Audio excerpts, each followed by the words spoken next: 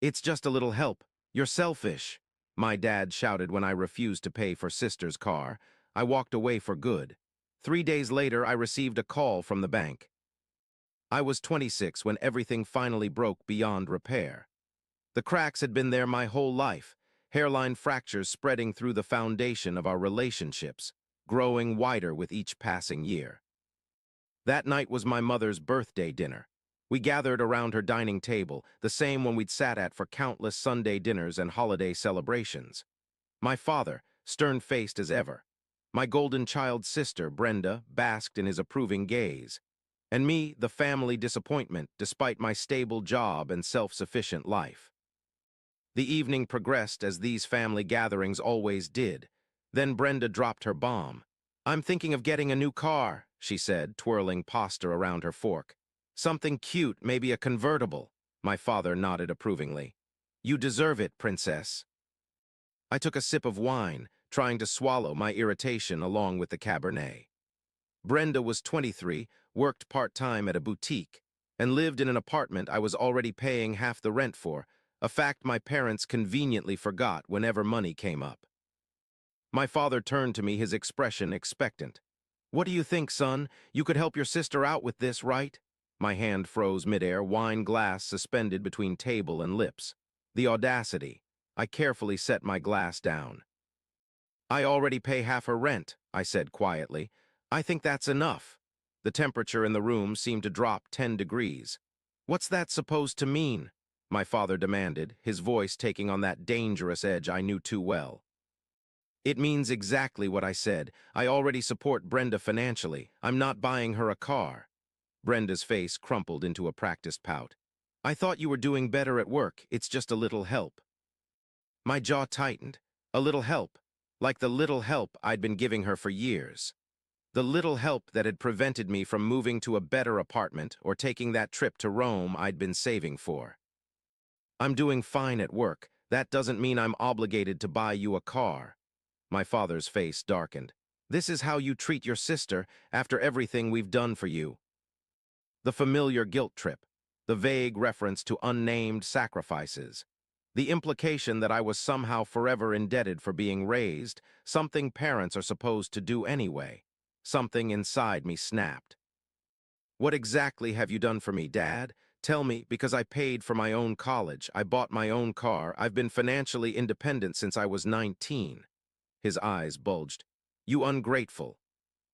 "No, I'm not ungrateful. I'm tired. Tired of being treated like the family ATM while you act like Brenda is too precious to support herself." "Because she is better than you," he shouted, slamming his hand on the table. "She always has been." The words hung in the air like smoke. My mother gasped. Brenda looked away, but I just felt relief. Finally, the truth I'd always known, spoken aloud. I laughed. I couldn't help it. "Well, if she's so much better than me, I guess she doesn't need my help anymore." I stood up, my chair scraping against the hardwood floor. "That means I won't be paying her rent next month, or ever again." My father stood too, pointing toward the door. "Get out of my house." "Gladly." I grabbed my jacket. "By the way, Dad, maybe you should check who's been covering Brenda's rent for the past 2 years before you kick out your personal bank." Brenda's eyes widened in panic. "What's that supposed to mean?" I paused at the doorway. "It means I'm done.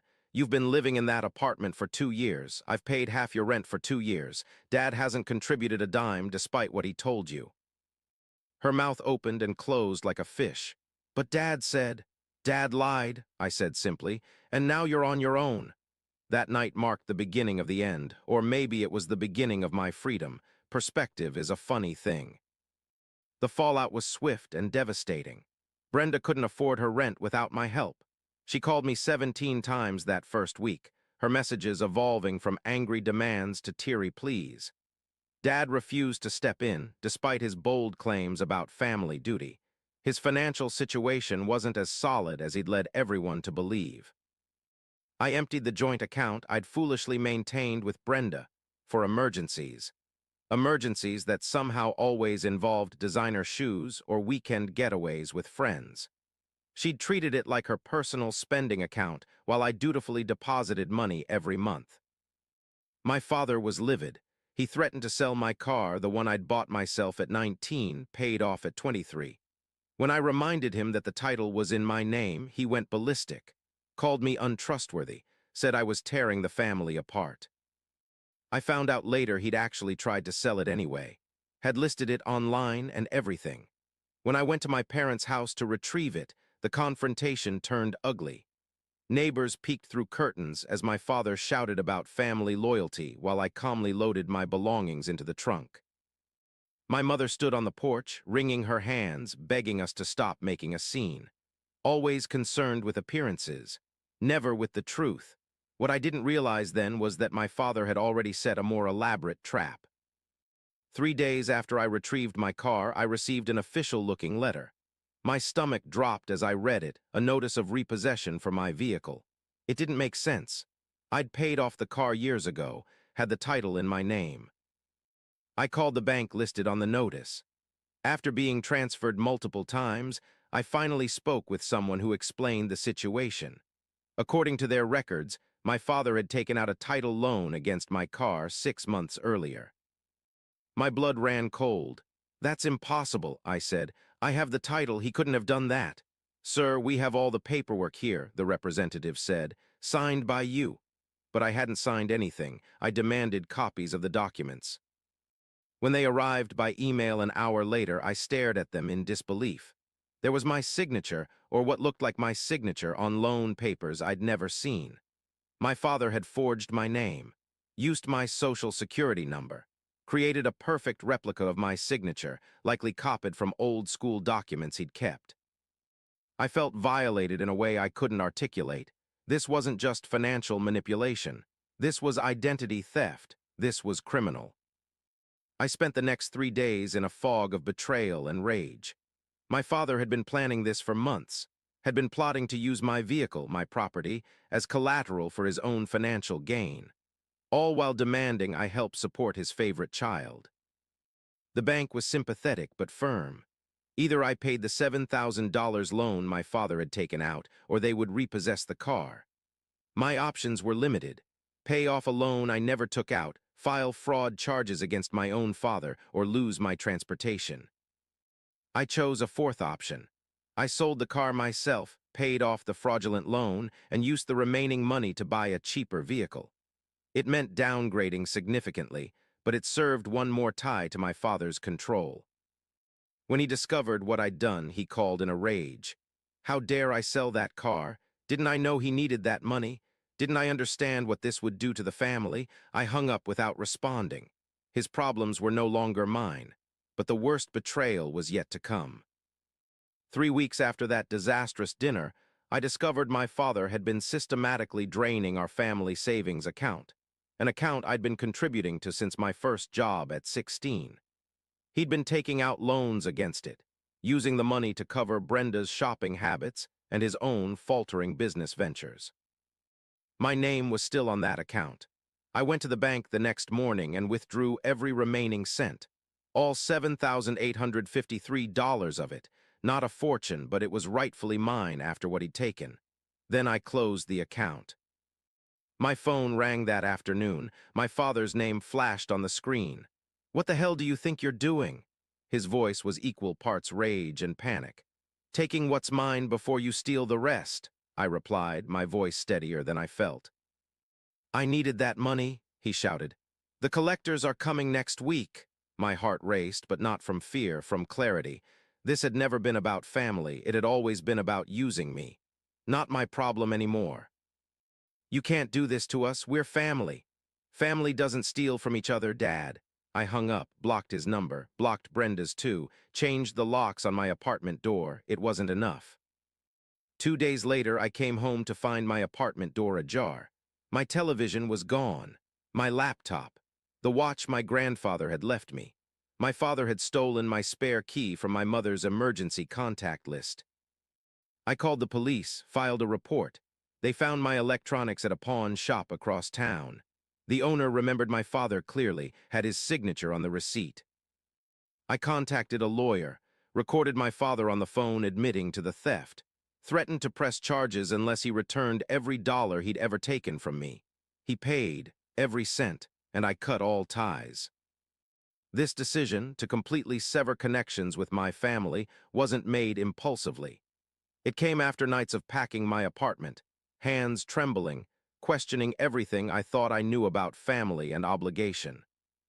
I'd been raised to believe that family bonds were unbreakable, sacred, that you forgave family no matter what because blood was thicker than water.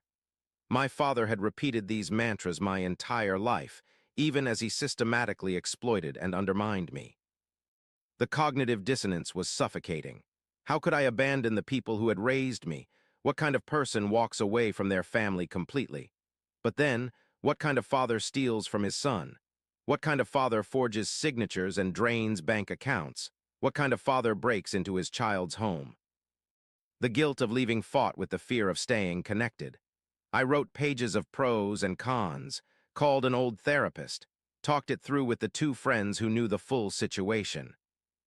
The turning point came one night at 3 a.m. I was lying awake, my stomach in knots, when a simple question formed in my mind. Would I allow anyone else to treat me this way? The answer was immediate and clear. No, never.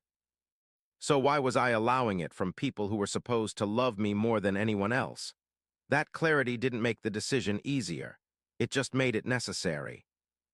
I moved to a new apartment, changed jobs, went completely off the grid as far as my family was concerned. Sometimes the only way to heal is to remove yourself from the source of the pain. The first few months of no contact were the hardest. Holidays left me hollow, birthdays passed unmarked. I'd reach for my phone to text Brenda about a movie she'd love or call my mom when I cooked one of her recipes. Then I'd remember they weren't part of my life anymore. I'd wonder if I'd made the right choice, if I was overreacting, if I should just apologize and try to mend things. Then I'd remember the theft, the lies, the years of manipulation, and I'd put the phone down. The doubt would creep in at night when the apartment felt too quiet and my thoughts too loud. Was I being cruel, selfish? What if they needed me? What if they were sorry? But deep down, I knew the pattern would only repeat. My father would manipulate, Brenda would take, my mother would enable, and I would be left drained and depleted, wondering why I was never enough. So I held firm. I built new traditions, found new people who valued me for who I was, not what I could provide. Slowly, the raw wound of separation began to heal into something resembling peace. 6 months later, Brenda emailed me. She was pregnant, the father had left, she needed help. "We're family," she wrote. "Family sticks together." I stared at those words for a long time, my finger hovering over the reply button. Part of me, the part conditioned by years of guilt and obligation, wanted to rush in and rescue her, to prove I was a good brother, a good person. But another part, the part I was learning to listen to, recognized the familiar pattern. The crisis, the appeal to family loyalty, the expectation that I would set aside my boundaries because she needed me. I didn't respond immediately. Instead, I sat with the email open, examining my feelings. There was sadness for her situation, concern for the unborn child, a reflexive urge to fix things. But there was also a profound weariness, a recognition that this cycle would never end unless I ended it. I closed the email without responding. Later that night, after more reflection, I marked it as spam and moved on with my life. That was 3 years ago. My new apartment has a view of the city. I've been promoted twice at work. I travel when I want to. No one drains my bank accounts or makes me feel guilty for having boundaries. Sometimes healing looks like walking away. Sometimes it's not about fixing what's broken, but about accepting that some things weren't built properly in the first place. Last week I saw my mother at the grocery store. We made eye contact across the produce section. She looked older, tired. I felt a momentary pang of something, not quite guilt, not quite sadness, more like echoes of what might have been in a different family. She approached cautiously like I might bolt. Maybe I would have once. "You look well," she said, her eyes taking in my appearance. I nodded. "I am well." She fidgeted with her purse strap. "Your father had a heart attack last month." My pulse quickened. Old conditioning dies hard. "Is he okay?" "He'll recover, but it was serious." I waited for the guilt trip, the manipulation, the expectation that I would come running back, checkbook in hand. It didn't come. Instead, she said, "I've been doing some thinking about everything. I should have stepped in. I should have protected you." My throat tightened unexpectedly. This wasn't in the script. "Yes," I agreed. "You should have." Tears welled in her eyes. "I don't expect you to forgive me or him. I just wanted you to know that I understand now why you left." I nodded, not trusting myself to speak. 3 years of distance and her simple acknowledgement still had the power to move me. "Brenda named her baby after you," she said softly, "even after everything." I stared at the apples in my hand, suddenly very interested in their shiny red skin. "She's still living with you?" "Yes, she's trying though, working full-time now, taking classes at night." I felt nothing but a distant pity. Good for her. My mother looked like she wanted to say more but stopped herself. Instead, she reached out, hesitated, then gently touched my arm. "I'm proud of you," she whispered. "I should have said that more." The words settled around me like fallen leaves, too late to change seasons but still somehow significant. "Thank you," I said and meant it. We didn't exchange numbers, didn't make plans to reconnect. Some bridges once burned leave only ashes. But as I watched her walk away, I felt something shift inside me. Not forgiveness, exactly. I wasn't ready for that. Maybe I never would be, but understanding, perhaps. Recognition that we were all broken in our own ways, playing out patterns established long before we had any say in the matter. The truth is, going no contact wasn't a single decision made in a moment of anger. It was thousands of tiny choices made every day for years. The choice not to call when I was lonely, not to reach out during holidays, not to respond to the occasional messages that found their way to me through mutual acquaintances. Each choice was accompanied by its own grief, its own questioning, its own internal battle between what I'd been taught to value and what I needed to survive. I'd wonder during these moments if cutting them off completely had been too extreme. If there might have been some middle ground, careful distance rather than complete separation. But then I'd remember the violation of having my identity stolen, the betrayal of finding my apartment ransacked, the years of being valued only for what I could provide, never for who I was. And I'd know with a certainty that ran bone deep that no contact had been my only viable path to healing. My father had always called Brenda the golden child. But gold is soft, malleable. It bends under pressure. What he never understood was that pressure had turned me into something stronger, like carbon into diamond, forged in the fire of his disappointment. The most important family is the one you choose, the one you build, the one that sees your worth without demanding you prove it constantly. I found mine in unexpected places, in friends who show up without being asked, in colleagues who value my contributions, in my own company, which turns out to be better than I'd ever given it credit for. Some people say blood is thicker than water, but I've learned that self-respect is thicker than both. To anyone trapped in a family dynamic that drains rather than sustains you, there is life on the other side. It may not come with the neat resolution we're taught to expect. It may not include tearful reunions or dramatic forgiveness scenes. But it comes with peace, with quiet mornings where you don't wake up dreading phone calls, with holidays spent exactly as you choose, with the profound realization that your value was never determined by those who couldn't see it. Sometimes the most loving thing you can do for yourself and others is to walk away and let the pieces fall where they may. There are days I still dream of reconciliation, of a family healed and whole, but dreams aren't the same as delusions. I know now that some wounds never fully close, and that's okay. Breaking free isn't just about distance. It's about deprogramming, unlearning the idea that saying no makes you selfish, that having boundaries makes you cruel, that choosing yourself makes you a bad person. It's the hardest work I've ever done, and it's ongoing. But for the first time in my life, I feel like I'm living on my own terms, not as the family disappointment, not as Brenda's supporting character, not as my father's ATM or my mother's peacemaker. Just as myself, whole and complete without needing anyone else's validation or approval. There's a strange grief in that too, mourning the family I never had and never will. The unconditional love I sought but never found in the places it should have been most abundant. But there's also profound freedom in choosing my path, in defining my worth, in recognizing that while I didn't choose the family I was born into, I can choose how their influence shapes my future. And I choose to break the cycle, to heal, to thrive, not despite them, but because I finally realized I deserve more than what they were willing to give.